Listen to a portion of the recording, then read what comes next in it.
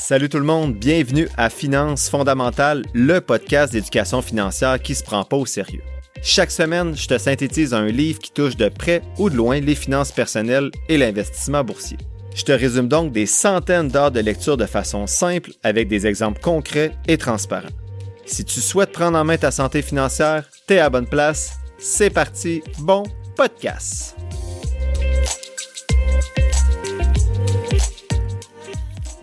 Salut tout le monde, bienvenue au 73e épisode de Finances fondamentales. Je suis vraiment content d'être avec vous aujourd'hui pour vous faire la synthèse du livre de Margaret Kerr et de Joanne Kurtz qui a été écrit en 2016, qui s'intitule « Créer son entreprise pour les nuls au Québec ». J'ai lu ce livre-là initialement, d'abord parce que ma blonde veut peut-être partir son entreprise prochainement, donc elle est travailleur autonome présentement, elle veut peut-être s'incorporer. Et moi, peut-être, je suis en train de réfléchir avec le podcast un jour, je veux bien faire les choses, là. Y a-t-il des trucs légaux que je dois faire? Y a-t-il de la TPS, TVQ? Donc, je comprenais rien de ça. Donc, je voulais mieux comprendre ce monde-là que je connais pas du tout. En fait, que je connaissais pas du tout, que je connais un peu mieux après avoir lu le livre, mais je suis pas encore un expert, là. Donc, le livre fait presque 500 pages, là. C'est vraiment une grosse brique avec beaucoup de texte. J'ai retenu ce que moi, je trouvais le plus important dans chacune des 5 sections qui sont proposées. Mais je vous dis à la fin de chaque point de synthèse les autres éléments qui sont abordés dans la section du livre pour ceux qui seraient intéressés à aller le lire. Le livre étant déjà séparé en 5 parties, je ne pouvais pas faire autrement avec ma lâcheté de garder cette organisation-là. Donc, les 5 parties d'aujourd'hui vont nous amener des préparatifs des préparatifs, en fait, avant de lancer l'entreprise jusqu'à la vente de l'entreprise. Donc, je répète, je vais faire ça en surface un peu vu la longueur du livre. C'est vraiment un petit teaser pour ceux qui seraient intéressés à aller le lire. Donc, je fais une alerte ici. C'est une synthèse qui est très subjective parce que j'ai retenu ce qui m'intéressait moi. Je suis pas du tout un expert dans l'entrepreneuriat. Si je dis des niaiseries, écrivez-moi et je vais pouvoir rectifier le tir sur la page Facebook du podcast. Donc, on commence sans plus tarder parce que j'ai beaucoup d'informations encore aujourd'hui. Donc, le premier élément de synthèse, c'est les préparatifs. Donc, dans cette section-là, d'abord, les auteurs présentent les avantages de partir une entreprise. Je vous les nomme en rafale. D'abord, vous êtes libre de faire vos choix, notamment votre horaire. Vous êtes créatif. Vous pouvez être créatif, en fait. Vous pouvez avoir de nouveaux défis à relever. Votre poste est assuré tant que vous ne faites pas faillite, bien sûr. Vous avez la possibilité d'augmenter vos revenus de façon plus importante. Et enfin, vous allez bénéficier d'avantages fiscaux. On va en parler plus loin. Les auteurs parlent aussi des inconvénients de partir une entreprise. Donc, on a les préparatifs. Donc, les auteurs veulent vraiment s'assurer qu'on est prêt à se lancer dans l'entrepreneuriat avant de le faire. Donc, elle nomme les inconvénients. Le premier, c'est le risque de perdre beaucoup d'argent. Ensuite, vous pouvez perdre l'accès facile et peu cher à des prestations d'assurance comme l'assurance maladie, dentaire, invalidité, assurance vie, régime de retraite et autres. Ça va tout être à vos frais maintenant. Même si quand vous êtes salarié, c'est un peu à vos frais, mais l'employeur en paie une partie. Si vous partez à votre compte, vous allez payer votre partie, mais en plus, vous allez payer la partie de vos employés si vous en avez. Bref, les auteurs disent que vous devez également travailler très fort pour réussir et faire des tâches qui ne sont pas nécessairement passionnantes au début. Donc, exemple de l'administration, de la comptabilité, parce qu'après ça, vous allez déléguer ça, mais au début, vous n'avez peut-être pas les sous pour payer autant d'employés. Vous allez avoir moins de temps libre, bien sûr, au début. Vous allez devoir peut-être investir votre propre argent pour commencer et vous avez l'entière responsabilité de l'entreprise sur vos épaules, ce qui peut amener un stress ou une anxiété supplémentaire. Dans les préparatifs, les auteurs disent qu'il faut faire le choix du champ d'activité dans lequel vous voulez démarrer votre entreprise. Et elle nomme, ces deux auteurs, donc elle nomme 5 principales catégories d'entreprises. La première catégorie, ce sont les services. Donc elle parle de professions libérales. Donc exemple, médecin, avocat, dentiste, architecte, comptable. Elle parle également des métiers spécialisés dans les services comme plombier, électricien, camionneur, charpentier, paysagiste. Et elle nomme également les autres métiers de services comme courtier hypothécaire, courtier d'assurance, donc tous les genres de courtiers, les planificateurs financiers, les chauffeurs de taxi, les agents de voyage, etc., etc. La deuxième catégorie d'entreprise, le deuxième type en fait d'entreprise que vous pouvez partir, c'est des entreprises de vente au détail. Donc ça, ce sont les entreprises qui vendent au grand public. Donc exemple, une boutique de bijoux, une épicerie, une boutique de vêtements, une boutique de livres, une boutique de jouets, une quincaillerie. Donc, c'est vraiment des gens qui vont vendre directement à la population. Il y a la vente en gros, c'est la troisième catégorie d'entreprises, les grossistes qu'on appelle. C'est drôle, j'entendais souvent le mot grossiste, puis je savais pas nécessairement à quoi ça faisait référence. C'est un peu con, là, mais j'entendais ce mot-là à la radio, je me disais, OK, c'est quoi un grossiste? Bref, les grossistes, ils vont acheter en grande quantité pour les revendre à un détaillant en plus petite quantité à un prix plus élevé. Donc, exemple, une entreprise pourrait acheter des clous en vrac à un fabricant et en revendre ensuite à des quincailleries.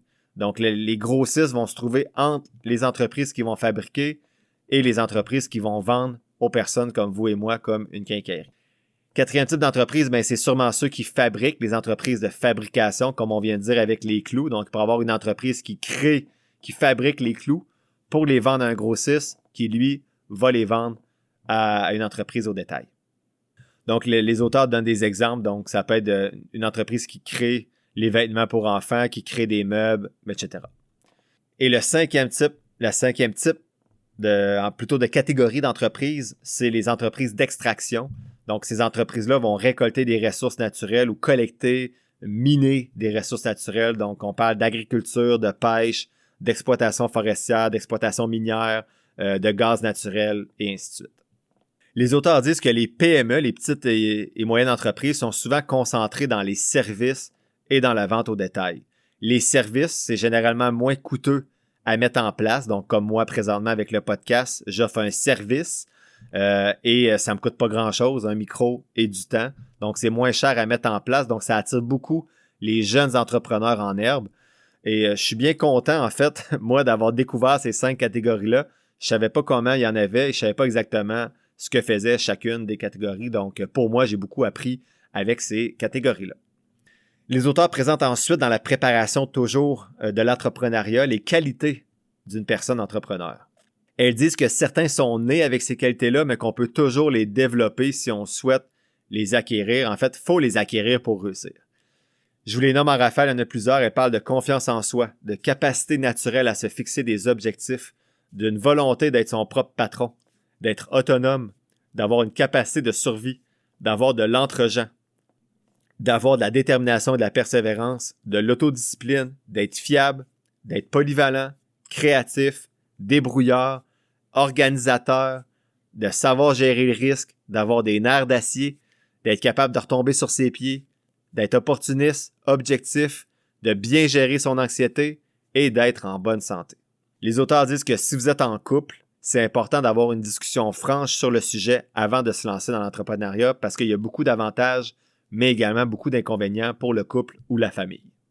Elle mentionne également quand on se prépare qu'il faut bien s'entourer. Donc, déjà commencer à regarder avec qui on va s'entourer.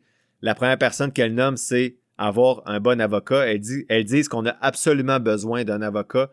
Le monde des affaires a une portée juridique. Donc, ils montrent des exemples de ce que peut faire l'avocat pour l'entreprise. D'abord, constituer ou non une société. On va voir c'est quoi tantôt. Examiner les documents et les contrats. Vous conseiller sur l'embauche et le renvoi d'employés. Récupérer les montants dus que vous cherchez auprès de vos clients et vous représenter si vous êtes poursuivi, etc., etc. Deuxième personne essentielle pour vous entourer si vous vous lancez dans l'entrepreneuriat, c'est un comptable. Elle dit que dans la majorité des cas, vous devez avoir un comptable et il doit être licencié, donc avoir sa licence de comptable. Il va vous aider notamment dans l'acquisition d'entreprise, la tenue des comptes, les états financiers, la déclaration des revenus, etc. Elle mentionne également, et ça je le savais moins, là, mais d'avoir un agent ou un courtier d'assurance pour voir les différents besoins d'assurance que vous allez avoir besoin justement dans votre entreprise. Sinon, elle en nomme d'autres en rafale, mais qui sont peut-être moins essentielles, qui sont plus spécifiques à l'entreprise que vous allez partir, soit des décorateurs, conseillers marketing, concepteurs de sites web, mentors, etc. Ensuite, une fois que tout ça est fait, que vous dites « oui, je veux me lancer en entreprise », ben, elles disent qu'il faut choisir et protéger l'image de son entreprise. Donc, elle dit qu'on va vouloir un nom et un logo qui vont mettre en valeur notre entreprise. Et une marque de commerce, c'est justement une combinaison de mots et de sons ou de dessins qui vise à distinguer les produits ou les services d'entreprise des autres entreprises. Il y a plusieurs détails que les auteurs donnent ici, mais en gros, si je vous le résume, c'est interdit de déposer une marque de commerce qui va ressembler à une autre marque de commerce qui existe déjà. Là, on se lance, là. on parle de marque de commerce, d'image d'entreprise ici. Je comprenais rien, donc je vous résume ça dans mes mots le plus simplement possible. Comment est-ce qu'on peut protéger une marque de commerce une fois que vous l'avez créée? Donc, c'est premier arrivé, premier servi. Donc, la marque est protégée dans la zone géographique où elle est située. Donc, vous pouvez déposer une marque de commerce pour mieux la protéger. Elle devient plus blindée que lorsqu'elle n'est pas déposée. Donc, la durée de protection va varier au Canada. Donc, si vous partez votre marque de commerce, vous la déposez et vous la protégez au Canada, c'est une durée de 15 ans et vous devez la renouveler ensuite. Pour déposer une marque de commerce, vous devez faire une demande auprès de l'Office qui va gérer ça dans votre pays en question. Donc, au Canada, les frais pour déposer une marque de commerce vont s'élever à peu près à quelques centaines de dollars. Si vous créez un site web pour votre entreprise, bien, ça vous prend un nom de domaine qui ne doit pas exister et qui ne doit pas ressembler non plus à une marque de commerce existante. Donc, vous pouvez acheter des noms de domaine existants au besoin. On en parle un peu plus au deuxième point de synthèse. Une fois que votre image, votre nom, votre marque de commerce est réglé, vous pouvez faire la mise en marché. Donc, ça, c'est la création et l'entretien des liens que vous allez avoir avec vos clients. Donc, la mise en marché se fait en 5 étapes. La première étape, vous devez mettre au point un produit ou un service qui vise un marché en particulier. Donc, les auteurs disent de réfléchir à tête reposée. Vous devez voir si votre idée convient d'abord à votre personnalité et également s'il y a un marché pour votre idée. Vous devez également vous questionner si vous avez de la chance de percer le marché avec la concurrence qui existe déjà et si votre idée est viable financièrement, bien sûr. Deuxième étape de la mise en marché, vous devez rejoindre votre marché cible, donc la distribution. À qui allez-vous distribuer votre service ou votre produit? Troisième étape, fixer le prix. Est-ce que vous allez vouloir avoir des petits profits mais avoir du gros volume ou avoir des gros profits mais des petits volumes, moins de ventes? L'idéal, les auteurs disent que c'est d'avoir les deux, donc des gros volumes et des gros profits, mais c'est beaucoup plus rare, surtout quand on démarre une entreprise. Les auteurs disent ensuite de fixer le prix minimum, ne pas demander moins que ce qu'en coûte le produit, sauf si c'est un produit d'appel pour attirer des clients ou un service d'appel.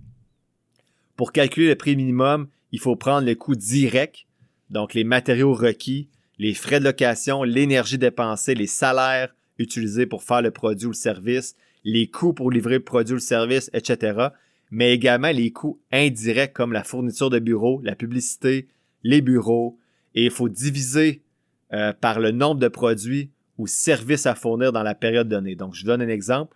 Si mes coûts totaux sur 3 mois pour produire des brosses à dents sont de 100 000 $ et que j'en ai 100 000 à vendre, je vais devoir au minimum les vendre 1 $ chaque parce que j'ai divisé 100 000 brosses à dents par mes coûts de production totaux de 100 000 $. Ça, c'est mon seuil de rentabilité. Donc, pour être rentable, je dois vendre au moins mes brosses à dents 1 $.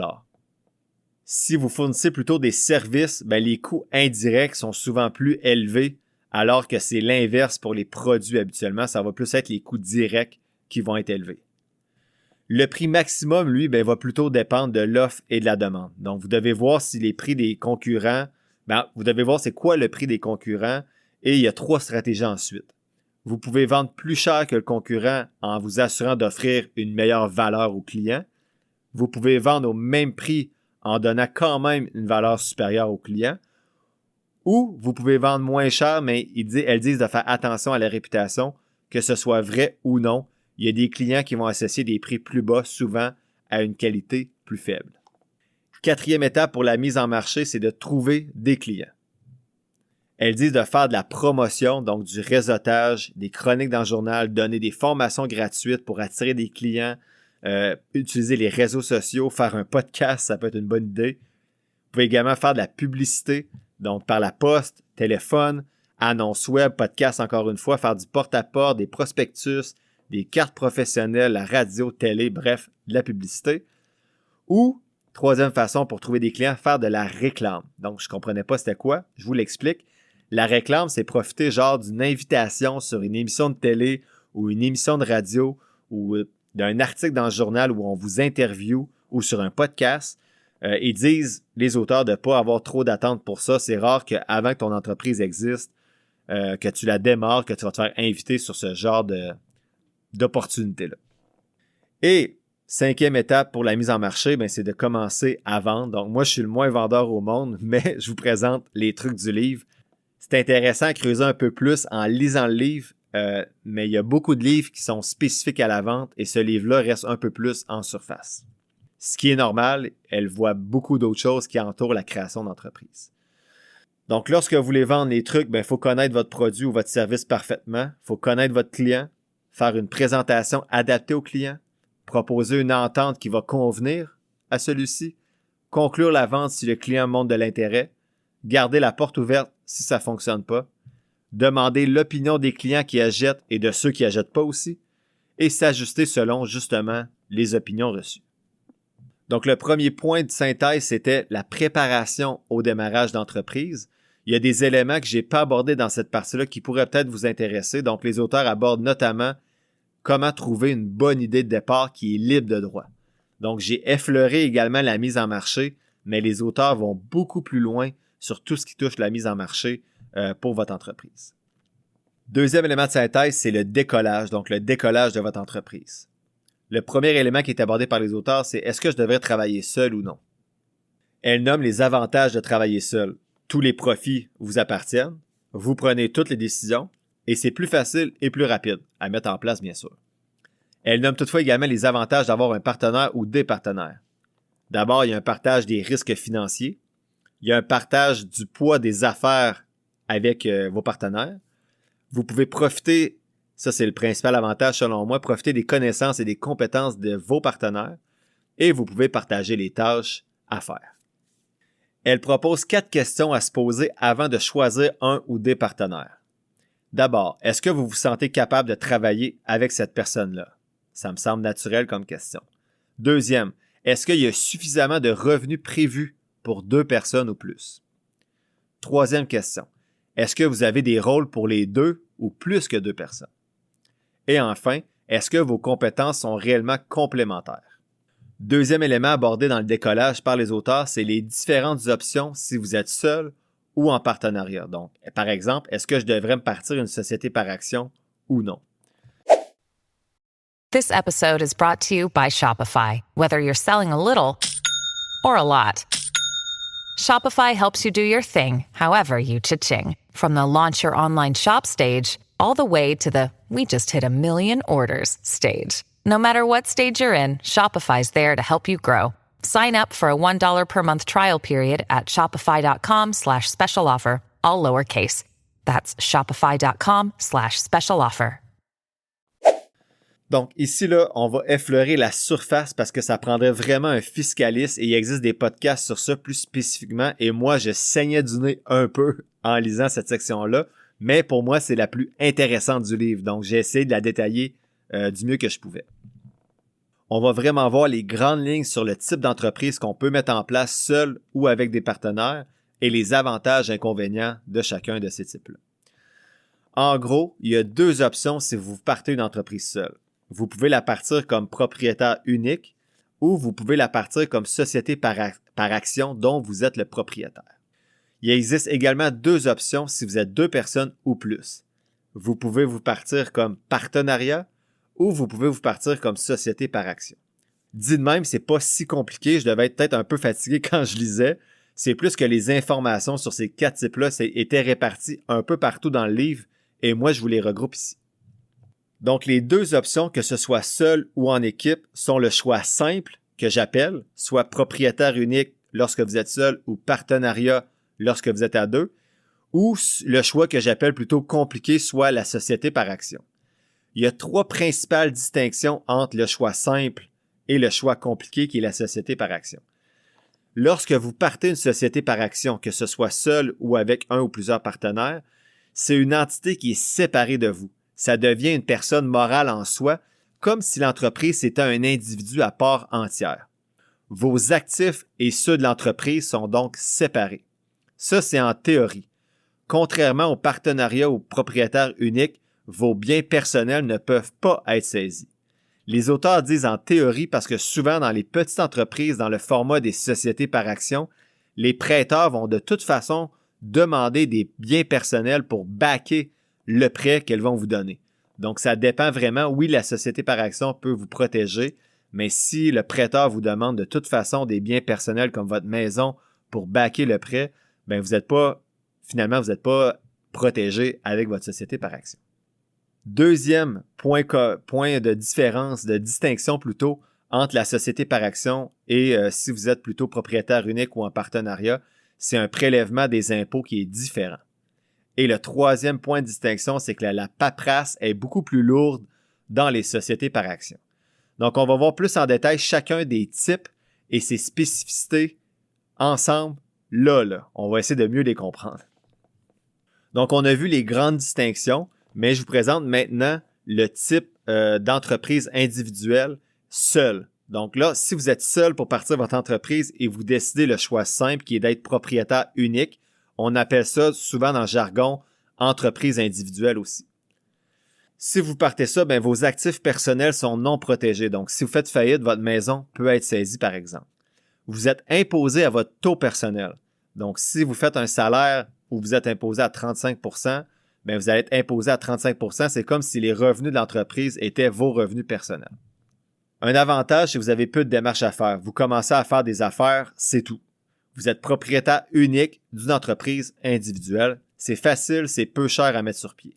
Vous n'avez pas besoin d'avocat pour mettre sur pied ce genre d'entreprise-là. Vous avez juste besoin d'enregistrer votre entreprise auprès du gouvernement provincial, mais c'est la seule exigence qui est imposée. Je nuance un petit peu ici. Vous êtes obligé de vous enregistrer auprès du gouvernement provincial si vous faites plus de 30 000 $ de revenus de façon générale. Avant de faire 30 000 $ de revenus, c'est pas nécessairement obligatoire, mais ça peut vous permettre de protéger votre nom d'entreprise, comme on l'a dit tout à l'heure. Les avantages d'être propriétaire unique, c'est simple, c'est des faibles coûts. Il y a des avantages fiscaux si vous avez de faibles revenus.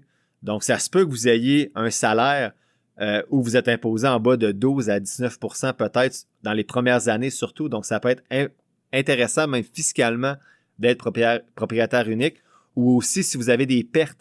Si vous avez des pertes dans votre entreprise individuelle, vous pouvez déduire ces pertes-là de votre revenu totaux, individuel, personnel, et ça fait en sorte que vous payez moins d'impôts. Donc, puisque vos revenus d'entreprise et vos revenus individuels sont ensemble, là, vu que vous n'êtes pas dans une société par action, bien, ça peut permettre, si exemple, je vais mettre ça plus clair, là. Vous travaillez comme salarié à 100 000 $ par année et vous partez une petite entreprise individuelle sur le side, comme on dit, et vous faites 20 000, on va dire, de profit dans la première année. Ça vous donne un revenu total de 120 000 $. Par contre, l'entreprise individuelle vous permet peut-être de déclarer des dépenses de 15 000 $ ou même des pertes. Si j'ai dit profit, on va dire revenu. On va dire que vous avez fait 20 000 $ de revenus, mais vous avez 40 000 $ de dépenses. C'est ce qui arrive des fois dans les premières années de l'entrepreneuriat. Mais la perte de 20 000 $ que vous avez fait, vous pouvez la mettre sur votre 100 000 $ de salaire et ainsi payer moins d'impôts même dans les premières années de votre entreprise individuelle. Désolé, c'était pas super clair. Pour les désavantages, bien, le taux d'imposition est habituellement plus élevé si vous faites en haut de 100 000 $ de revenus par rapport à une société par action.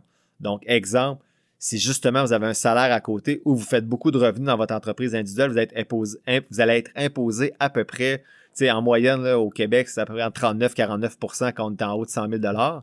Alors que si vous êtes dans une société par action, bien, le taux d'imposition serait plutôt situé entre 12 et 19 %. Bien sûr, ça, c'est pas si vous versez un salaire ou des dividendes. C'est le taux d'imposition de la société par action. Si vous sortez de l'argent de la société par action pour vous verser un salaire ou un dividende, bien, ce salaire-là ou ce dividende-là va être imposé selon des règles fiscales préétablies, mais si c'est un salaire, c'est selon votre revenu personnel annuel, bien sûr. L'autre désavantage, c'est que dans une entreprise individuelle, vous pouvez vous faire saisir vos actifs personnels en cas de faillite. Maintenant, si on y va avec le choix simple, mais en partenariat. Donc, si vous êtes plusieurs, vous pouvez en fait, votre entreprise, si vous prenez le choix simple, va s'appeler un partenariat. C'est tout pareil comme l'entreprise individuelle quand vous êtes propriétaire unique. C'est juste qu'il y a certaines parts qui vont vous appartenir. Donc, exemple, si vous êtes 2 partenaires, vous avez 50-50, bien, tout va être pareil que dans l'entreprise individuelle, comme je viens de vous dire. C'est juste que vous allez avoir 50 % de ce qui arrive. Donc, s'il y a des pertes, vous pouvez prendre 50% des pertes, par exemple, pour les appliquer sur votre salaire et non l'entièreté des pertes. Les auteurs disent que si vous êtes dans un partenariat, par contre, vous allez probablement avoir besoin d'un contrat de société et donc d'un avocat. En fait, elle suggère un avocat pour chaque partenaire et non avoir le même avocat que votre partenaire. En gros, c'est quoi un contrat de société? C'est un contrat qui permet de gérer les conflits potentiels qui pourraient concerner les rôles de chacun, la division des profits, le partage des tâches, qu'est-ce qui arrive si quelqu'un s'en va. Donc, je vous dis plutôt de lire sur ça si ça vous concerne. C'est pas très détaillé dans le livre, mais vous pouvez taper sur Google contrat de société et surtout faites affaire avec un avocat dans le meilleur des cas. Troisième type d'entreprise, c'est si vous êtes seul. Le choix compliqué, c'est la société par action, qu'on peut appeler également lorsqu'on est seul, société en propriété exclusive. Qu'est-ce qui arrive lorsque vous avez une société par action lorsque vous êtes seul? On appelle ça être incorporé habituellement ou avoir un Inc. C'est que vos actifs personnels sont théoriquement protégés. Les auteurs suggèrent fortement de retenir les services d'un avocat pour constituer la société parce qu'il y a des erreurs qui peuvent coûter cher plus tard. C'est pas obligatoire, cependant, vous pouvez partir une société par action seul. Il y a plusieurs documents à déposer pour créer cette société-là. Il doit cependant y avoir une première réunion des administrateurs dès la naissance de l'entreprise. Bien sûr, dans une société par action individuelle, c'est plus facile parce que vous êtes seul, vous devez le faire, même si c'est ridicule. Donc, dans cette première réunion des administrateurs, vous devez adopter les règlements de la société. Donc, un avocat va vous guider dans tout ça, sinon, vous pouvez trouver des règlements de société existants sur Internet. Mais bien sûr, il y a un petit risque supplémentaire de faire des erreurs. Donc, au-delà de protéger ses actifs personnels, la deuxième raison souvent pourquoi les gens s'incorporent ou en fait démarrent une société par action, c'est pour avoir des avantages fiscaux. Parce que peu importe les profits que vous faites, les sociétés par action ont un taux fixe d'imposition, contrairement à nous, individuellement, là, dans Monsieur, Madame, tout le monde. Donc, le taux de base est de 39,9 %, mais il y a des déductions pour les petites entreprises canadiennes qui font passer le taux d'imposition entre 12,5 % et 19 % pour les premiers 500 000 $ de revenus. Donc, si vous faites moins de 500 000 $ de revenus, vous devriez être imposé entre 12,5 et 19 %. Il y a eu des petits changements depuis la publication du livre, mais je n'ai pas les chiffres exacts. Par contre, l'argent pour avoir ce taux d'imposition-là, comme je disais tantôt, doit rester dans la compagnie. Si vous versez un salaire ou des dividendes, bien, vous perdez un peu cet avantage-là. Donc, l'objectif, c'est de retirer le plus petit montant de notre compagnie qui nous permet de bien vivre, mais on reste le reste dans la compagnie parce que là, ça devient intéressant de faire fructifier cet argent-là davantage à long terme. Donc, je mets un petit commentaire éditorial ici. Là, je capoterais de pouvoir faire ça avec mon salaire. Donc, au lieu d'être imposé à 35-40 %, de juste retirer ce que j'ai besoin et d'investir le reste à 19 % d'impôt seulement sur 30 ans. Par contre, je ne pourrais pas profiter des comptes enregistrés comme CELI-REER. Si vous investissez dans un Inc., dans un FNB ou quoi que ce soit, là, vous devez le faire dans un compte non enregistré, donc vous allez être imposé sur les rendements et les dividendes. Si vous avez peu de revenus ou des pertes même dans les premières années de votre entreprise, c'est mieux de ne pas s'incorporer, de ne pas constituer une société par action parce que le taux fixe de 12-19 %, comme on disait tantôt, va être plus élevé que votre taux personnel et vous ne pourrez pas déplacer les dépenses pour diminuer vos autres sources de revenus potentiels, comme j'ai mentionné tantôt. J'ai mis en gros consulter un fiscaliste pour bien planifier tout ça et faire les bons calculs. Ce n'est pas avec moi aujourd'hui que vous allez avoir ces réponses-là. Un autre avantage, les auteurs disent que lorsqu'on est incorporé, qu'on a une société par action, les clients vont parfois nous prendre plus au sérieux. Les désavantages de la société par action, bien, le principal désavantage, c'est que ça coûte cher à mettre sur pied. Il y a plusieurs centaines de dollars de frais administratifs, sans compter l'avocat et sans compter le fiscaliste. Donc, avant même de commencer, vous devez engranger plusieurs dépenses que vous pouvez déduire par la suite, bien sûr. Également, le fonctionnement d'une société par action, c'est onéreux. Donc, ça exige de conserver des registres, de tenir des réunions et de déposer des documents auprès du gouvernement. Mais bien sûr, tout ça, c'est un peu moins pire quand vous êtes le seul à prendre les décisions. Enfin, le quatrième type, c'est la société par action, mais lorsque vous êtes plusieurs, on appelle ça la société à actionnaires multiples. C'est la même chose que la société par action quand vous êtes seul. Il y a juste une étape de plus, c'est la convention des actionnaires. C'est un peu comme le contrat de société quand vous êtes dans un partenariat. C'est quoi une convention des actionnaires? C'est un accord qui définit les obligations et les droits mutuels de chacun dans une société par action. Je suggère encore fortement de faire affaire avec un avocat, même s'il existe des conventions d'actionnaires disponibles en ligne. Donc, c'est un petit tour d'horizon des types d'entreprises et je vous rappelle qu'on est toujours au point 2 de la synthèse qui s'intitule « Le décollage de votre entreprise » et on est rendu à l'élément qui s'intitule « Être présent sur Internet ». Donc, les auteurs disent qu'il faut obtenir un nom de domaine, donc une adresse Internet, en l'achetant d'une entreprise d'hébergement ou d'un fournisseur Internet qui vend des forfaits comme ça. Sinon, il y a des sites comme GoDaddy, Gendy et Namebay qui peuvent vous vendre justement des noms de domaine. Ensuite, il faut créer le contenu qui va apparaître sur votre site, bien sûr, soit avec un concepteur web que vous payez, soit vous-même si vous n'avez pas de sous. Ensuite, le dernier élément que j'aborde pour le décollage, c'est trouver des sources de financement. Je vous présente les principales sources de financement. Le premier, c'est vos actifs personnels. Ensuite, l'argent de vos proches, le love money. Ensuite, des emprunts, soit sur carte de crédit, marge hypothécaire, prêts commerciaux comme des banques, des prêts de microcrédit qui sont souvent en bas de 25 000 $. Il y a des crédits ensuite que vous pouvez obtenir de vos fournisseurs, donc leur dire « je vais vous payer plus tard », ou un crédit de vos clients qui vous payent d'avance, ce qui est plus difficile à aller chercher. Il y a des subventions et des prêts gouvernementaux qui existent également pour certaines entreprises, et il y a des sources externes comme des anges investisseurs, des sociétés de capital de risque qui peuvent vous prêter de l'argent. Par contre, dans ce cas-là, vous devez présenter bien sûr un plan d'affaires. Voici les contenus qui n'ont pas été abordés dans cette section-là du livre qui pourraient vous intéresser. Les auteurs parlent de comment établir nos besoins en termes de matériel, logiciel et services, comment acheter ou louer des locaux, comment bien gérer votre cyberespace, comment partir de... En fait, est-ce qu'on devrait partir de zéro ou plutôt acheter une entreprise ou plutôt acheter une franchise? C'est quoi la distinction entre les trois?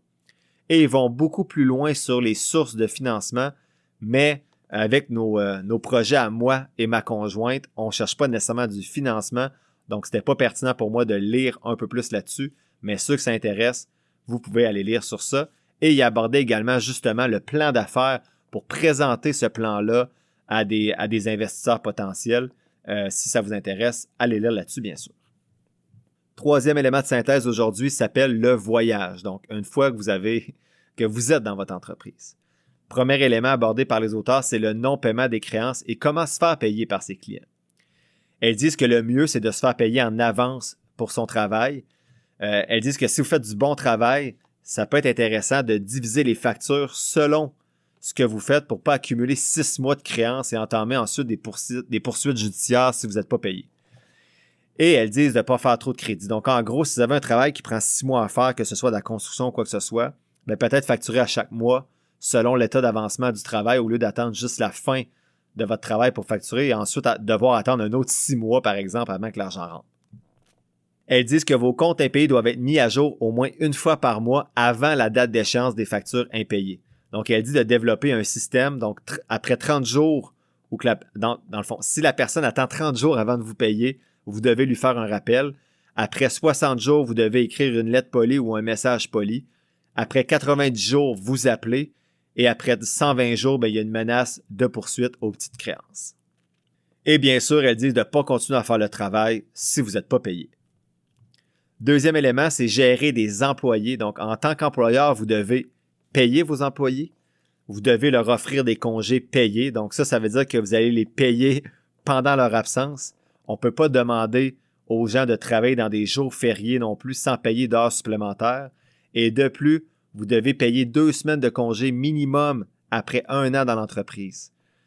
Ce minimum-là devient 3 semaines après 5 ans dans l'entreprise et vous pouvez offrir des congés maladie, mais ça, c'est optionnel. Ce que vous devez faire comme employeur aussi, c'est payer des cotisations patronales et salariales au gouvernement. Donc, vous devrez notamment déduire l'impôt directement du salaire de vos employés pour les envoyer à Revenu Québec. Vous devrez aussi retenir la RRQ et le RQAP, en plus des versements périodiques pour la CSST. Je n'ai pas les montants exacts ici, là, mais c'est des montants que c'est ce que vous devez faire comme employeur. Vous allez devoir aussi avoir une cotisation patronale au RQAP ou au RRQ. Donc, vous devez payer une partie de ces montants-là. Si ce n'est pas fait, vous allez avoir une amende qui est assez élevée. Et au fédéral, vous devez également cotiser à l'assurance emploi et retenir également l'impôt fédéral sur le salaire de vos employés. Vous avez la responsabilité d'offrir un lieu de travail sans discrimination. Vous avez la responsabilité des ajustements de vos employés et vous devez tenir un registre sur vos employés. Les auteurs nous questionnent, est-ce que vous êtes mal à l'aise avec tout ça, toutes ces tâches-là? Ben, ils disent que vous êtes peut-être mieux de songer à utiliser un service de pigiste, qu'elle appelle, au lieu d'embaucher des employés salariés. Donc, des pigistes, c'est des gens que vous allez payer à l'heure, un peu comme des travailleurs autonomes et non des salariés. C'est pour ça qu'il y a des gens qui font affaire des fois avec des firmes pour développer certains aspects de l'entreprise parce que ça coûte des fois moins cher au final que d'assumer toutes les charges des cotisations patronales. Elle termine ce point-là en disant que c'est toujours mieux d'avoir un contrat écrit avec les employés pour préciser l'entente et elles ont des exemples de contrats écrits dans le livre si ça vous intéresse. Elle parle ensuite des taxes et des impôts, c'est l'autre gros morceau de la synthèse d'aujourd'hui et elle débute avec les impôts sur le revenu. Comme entreprise, vous êtes seulement imposé sur les profits, donc contrairement à un salarié qui est imposé sur son revenu total, pas ce qui lui reste dans les poches à la fin de l'année, bien, une entreprise, c'est ça, vous êtes imposé sur ce qui vous reste dans les poches à la fin de l'année. On veut donc maximiser les dépenses qui sont bien sûr utiles et légales. Je vous présente les dépenses d'entreprise qui sont légales. Je ne suis pas un expert, je reprends juste ce qui est nommé dans le livre. Votre hypothèque ou votre loyer, le coût de main-d'œuvre et des matériaux pour les rénovations, les frais de location et d'équipement pour l'entreprise, le prix d'achat ou de fabrication des biens que vous avez vendus dans l'année, les frais de livraison ou de transport, les primes d'assurance pour les locaux et l'équipement, les frais de téléphone, Internet, électricité, chauffage, les fournitures de bureau, l'utilisation d'un véhicule, donc tout ce qui est carburant, entretien, réparation, assurance, frais de permis, enregistrement, intérêt sur un prêt, tout ça, c'est déductible d'impôts. Les intérêts payés sur l'argent emprunté pour votre entreprise. Donc, si vous avez emprunté 200 000 pour votre entreprise puis que vous avez 20 000 de frais d'intérêt à payer chaque année, bien ça, c'est déductible également à un certain pourcentage. Les frais annuels de permis et les cotisations pour votre entreprise comme les taxes municipales, les frais de cotisation annuels à des associations professionnelles, tout ce qui est avocat, comptable, frais administratifs, dépenses publicitaires, frais de voyage, 50% des repas d'affaires et des frais de représentation qui ont du bon sens, bien sûr, et tout ce qui est salaire et avantages sociaux des employés. Donc, il y a beaucoup de choses comme entreprise que vous pouvez déduire qui diminuent les profits et qui diminuent donc les impôts. Si vous achetez des plus gros équipements, on appelle ça des biens en immobilisation. Ils vont servir plus longtemps, donc vous devez les amortir sur plusieurs années. Exemple, une imprimante, des ordinateurs ou quoi que ce soit. Une voiture, c'est aussi un bon exemple. On appelle ça l'amortissement fiscal. Si vous avez un bien qui sert à l'entreprise, mais également au personnel, donc un cellulaire par exemple, un véhicule, vous devez déduire seulement la partie qui concerne l'entreprise. Je ne suis pas un expert, encore une fois, par rapport à ça. Consultez un fiscaliste si vous êtes dans cette situation-là et vous n'êtes pas certain ou un comptable. On a vu tantôt qu'il y avait les bureaux à domicile qui pouvaient permettre des déductions possibles selon l'espace occupé par l'entreprise. Donc, si vous travaillez à votre domicile, vous pouvez également déduire une partie de votre hypothèque selon l'espace occupé de votre bureau dans votre maison et également un pourcentage de votre loyer si vous êtes en appartement. Vous pouvez déduire un pourcentage de vos impôts fonciers si vous êtes propriétaire d'une maison. Même chose avec les services publics comme chauffage, eau, électricité. Même chose avec vos réparations et entretiens et vos assurances habitation. Donc, tout ce que je viens de nommer, ce n'est pas à 100% déductible, c'est vraiment selon l'espace occupé de votre bureau dans votre domicile. Votre bureau à domicile doit cependant agir comme principal lieu de travail ou être exclusivement utilisé pour votre entreprise. On peut se rendre à 0 revenu, mais on ne peut pas aller dans le négatif. On doit reporter les pertes aux années suivantes. Si vous êtes dans un partenariat, donc le choix simple que j'ai présenté tantôt lorsque vous êtes 2 ou plusieurs dans l'entreprise, vous devez faire une déclaration de revenus normale comme un particulier ferait avant le 30 avril. Il y a quelques formulaires supplémentaires à faire, bien sûr, comparés à monsieur, madame, tout le monde, comme vous et moi. Si vous êtes dans une société par action, donc vous devez faire une déclaration de revenus dans les 6 mois qui suivent la fin de l'année comptable. Donc, ça va varier pour chaque entreprise. Les sociétés doivent habituellement payer avec des acomptes provisionnels de façon mensuelle. Donc, si vous avez 12 000 d'impôts à payer prévus dans l'année qui suit, vous allez devoir donner 1 000 par mois de façon provisionnelle.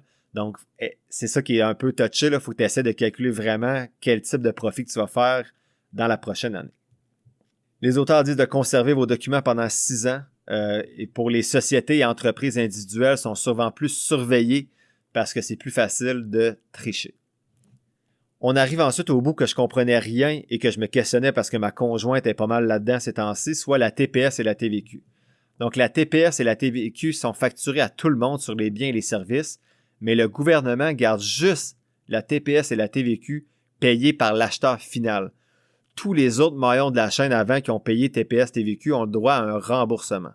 Donc, pour faire une réclamation, on doit absolument avoir un numéro d'enregistrement TPS, TVQ sur la facture. Sinon, le remboursement va être refusé.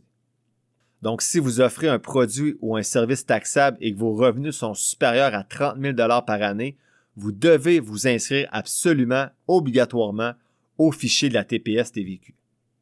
J'ai entendu un fiscaliste sur un podcast dire que ce n'est pas nécessairement 30 000 par année, mais 30 000 pour 4 trimestres.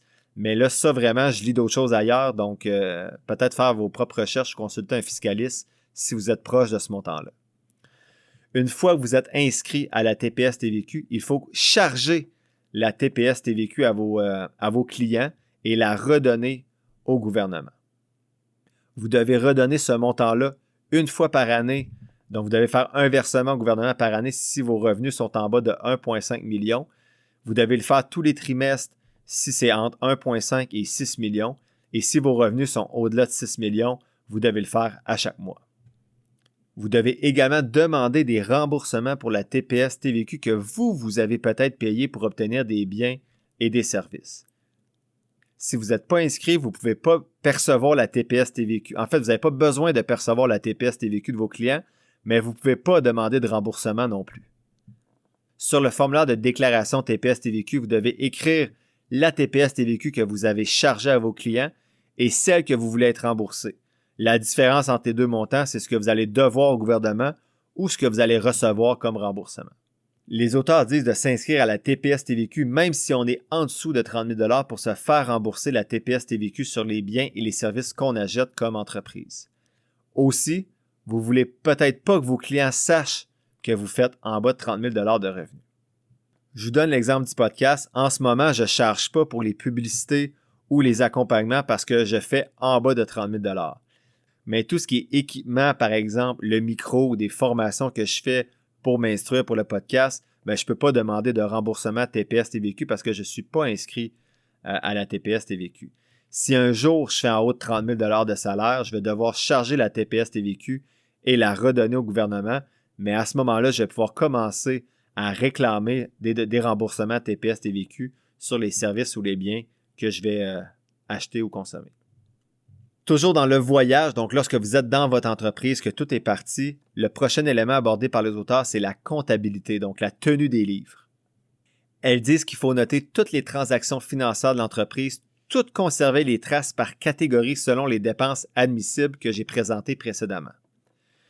Elles disent que d'ouvrir un compte affaires va simplifier ce suivi-là, même si vous êtes une entreprise individuelle. Donc, même si vous êtes seul dans votre entreprise et vous n'êtes pas par une société par action, ça peut être intéressant d'ouvrir un compte affaires pour faciliter le suivi des dépenses de l'entreprise. Vous pouvez faire cette tenue des livres-là à la main. Quelqu'un peut le faire à votre place ou vous pouvez le faire avec un logiciel ou la personne peut le faire avec un logiciel ou avoir tout simplement, ça coûte des sous, là, mais avoir un comptable. Je ne vais pas plus loin dans la comptabilité. Pour le reste de tout ça, honnêtement, j'embaucherais un comptable, mais ça, c'est propre à chacun selon l'argent qui est disponible. Ce qui n'a pas été abordé dans la section voyage qui pourrait vous intéresser, les dangers qui guettent une entreprise et les assurances que vous avez peut-être besoin, comment gérer les clients, comment gérer les fournisseurs et comment embaucher ou renvoyer des employés. Et également, les auteurs vont beaucoup plus loin dans la comptabilité. J'ai vraiment juste gratté la surface aujourd'hui dans le podcast. Quatrième élément de synthèse, la destination finale. Donc, les auteurs mettent en garde contre le fait de grandir juste pour grandir l'entreprise parce que l'expansion va souvent entraîner des complications. Elle aborde également le fait d'apprendre à déléguer un coup que vous êtes rendu plus avancé dans votre entreprise. Elles disent de faire ce pourquoi vous êtes le meilleur dans l'entreprise et de déléguer le reste. Donc, ça fait le lien avec l'épisode 69 de 4-Hour Work Week que j'avais présenté. Donc, de vraiment faire les tâches pour lesquelles vous êtes les meilleurs et déléguer le reste si ces tâches-là sont pertinentes, bien sûr. Elles disent également d'apprendre à dire non. Donc, est-ce que la tâche qu'on vous demande de faire, ça vous apporte vraiment quelque chose? Elles disent de ne pas avoir de réunions inutiles notamment, de ne pas en organiser, mais surtout ne pas assister à ces réunions inutiles-là. Et elle termine dans la délégation en disant de prendre soin de vous ressourcer, de bien manger, de dormir et de faire de l'exercice. Ce qui n'a pas été abordé dans cette partie-là qui pourrait vous intéresser, le manque d'argent. On fait quoi quand on manque d'argent dans l'entreprise? Qu'est-ce qu'on fait pour prendre de l'expansion? Et comment on fait pour vendre son entreprise de façon efficace et faire le plus de profit possible? Dernière partie de la synthèse d'aujourd'hui, c'est la partie des 10. Donc, dans les livres pour les nuls, il y a toujours une section à la fin qui appelle la partie des 10. Donc, je vous la résume ici pour les éléments que je trouvais pertinents. D'abord, les auteurs proposaient 10 devises. En fait, il y en avait 15, il y en avait 5 en bonus. C'est un peu cheesy, là, mais voici ce que j'en retiens. Elles mentionnent de se concentrer sur nos points forts. Elles disent « Nos points forts, c'est notre fort ». Donc, il y a 5 choses importantes pour le client. Le prix, le produit, le service, l'accessibilité et l'expérience du consommateur. Elle dit qu'on ne peut pas exceller dans les 5 domaines. Elle dit de se concentrer sur 1 ou 2 éléments qu'on est sûr de pouvoir maîtriser. Exemple, un bon prix, un bon produit, ou un bon service et un produit accessible, ou un bon produit puis une expérience consommateur exceptionnelle. Donc, concentrez-vous sur vos forces. Elle parle de la vision 80-20. Ça fait encore une fois un lien avec l'épisode 69, la semaine de travail de 4 heures, avec la loi de Pareto, que 80% des effets que vous allez obtenir sont le produit de 20% des causes. Donc, 80% des transactions que vous faites vont venir de 20% de vos clients. 80% de votre production va être effectuée par 20% de vos employés. 80% de la rotation de votre inventaire vont provenir de 20% de vos produits. Donc, concentrez vos énergies sur les 20% importants et productifs de votre entreprise. Mais, dans l'autre sens, c'est aussi 20% de vos employés qui vont vous causer 80% des problèmes, 20% de votre équipement qui va causer 80% des problèmes aussi matériels et 20% des clients qui vont être la cause de 80% de vos retards de paiement ou de vos problèmes. Elles disent, identifiez ces 20% problématiques et débarrassez-vous-en. Donc, débarrassez-vous des clients problématiques, de l'équipement problématique, des employés problématiques. Elle termine en disant « Le client est roi, donc écoutez-le pour vrai ». Et elles disent qu'il y a 10 phrases pour résumer notre expérience. J'en ai gardé 2. L'expérience s'acquiert juste après qu'on en a eu besoin. Et la 9e qui était proposée, c'était « Ne remettez jamais à demain ce que vous pouvez éviter entièrement ». Elle présentait également 10 documents clés que je trouvais plus ou moins pertinents et 10 sites Internet utiles. Donc, je vous en nomme certains. Il y a Entreprise Canada sur Google, où il y a des informations pertinentes pour les PME comme le démarrage d'entreprise, les subventions disponibles, tout ce qui touche les impôts et les taxes, la gestion du personnel, etc. Il y a le site du gouvernement du Québec, gouv.qc.ca, qui offre des services qui parlent des lois et des règlements respectés. Il y a le site de la Caisse des Jardins qui offre des renseignements pratiques, notamment pour préparer des demandes de financement avec un plan d'affaires. Il y a le site Industrie Canada, donc ic.gc.ca, où il y a un répertoire d'entreprises et des statistiques notamment sur ces entreprises-là pour comparer votre étude de marché, on va dire. Et il y a le site de la BDC, bdc.ca, donc Banque de développement du Canada, où il y a un programme de prêt pour financer votre entreprise. En conclusion, un autre épisode qui se rapproche plus des 50 minutes que des 30 minutes que je m'étais donné comme défi à l'épisode 71. Bref, je connaissais rien du monde de l'entrepreneuriat. Donc, la lecture des 500 pages a vraiment été longue parce que j'ai pas juste survolé les pages, je les ai vraiment lues. J'espère que cette synthèse-là va vous avoir permis à quelques-uns d'entre vous de mieux comprendre le monde de l'entrepreneuriat, du moins certains termes qui sont utilisés, et à ceux qui veulent se lancer en entrepreneuriat de mieux comprendre dans quoi ils s'embarquent et comment faire. Il y a beaucoup de détails dans le livre qui, pour moi, mériteraient plutôt d'être creusés dans des livres plus spécialisés. Exemple, on creuse la comptabilité ou le processus d'expansion d'une entreprise, mais ces sujets sont trop poussés pour être vus dans une section d'un livre comme ça. J'aurais donc préféré que le livre soit un peu plus court pour dresser les grandes lignes et donner plutôt des références pertinentes pour les sujets plus complexes, d'aller creuser davantage dans des livres plus spécialisés. Parce qu'en creusant juste un peu, ça apporte rien de plus au lecteur et ça ajoute plusieurs pages, je trouve, et le lecteur va devoir tout de même aller s'informer ailleurs ou payer quelqu'un pour s'informer de toute façon par rapport à ce sujet-là.